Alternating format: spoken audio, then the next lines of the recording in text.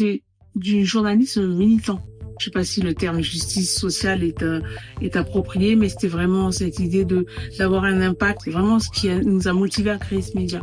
On s'est dit que plutôt que d'attendre que d'autres fassent le média de nos rêves, on va le faire. Je m'appelle Sionou, cofondatrice du média Bias. Donc c'est un média qu'on a cofondé à 3, donc Rokia Dosso et Lina Mangala. Et c'est un média qu'on a pensé suite à des expériences dans des médias traditionnels qui étaient un peu dans notre ligne éditoriale, mais qui étaient parfois un peu langue de bois selon nous, avec certaines thématiques. Et on s'est dit, pourquoi pas créer ce média? On s'appelle Bias parce qu'on voulait le faire nous-mêmes. Je pense pas qu'on ait pensé à comment on allait en vivre quand on l'a créé. On était déterminés par une volonté de mettre des histoires et des récits concernant les communautés afrodescendantes du monde entier.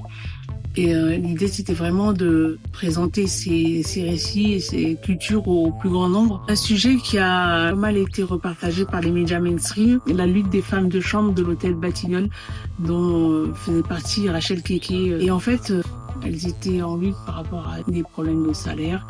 Et en face, c'était la machine Accor quand même. On les a suivis pendant plusieurs mois et contribué, parce qu'il a ensuite été repartagé par les médias mainstream, à la régularisation de leurs revendications. Mais oui, effectivement, on a réussi à fédérer une communauté, et c'est pas forcément des gens d'origine africaine ou afro-antillaise. C'est vraiment toute communauté, des gens qui s'intéressent à la culture, aux cultures afro. Et c'est ça qui est génial.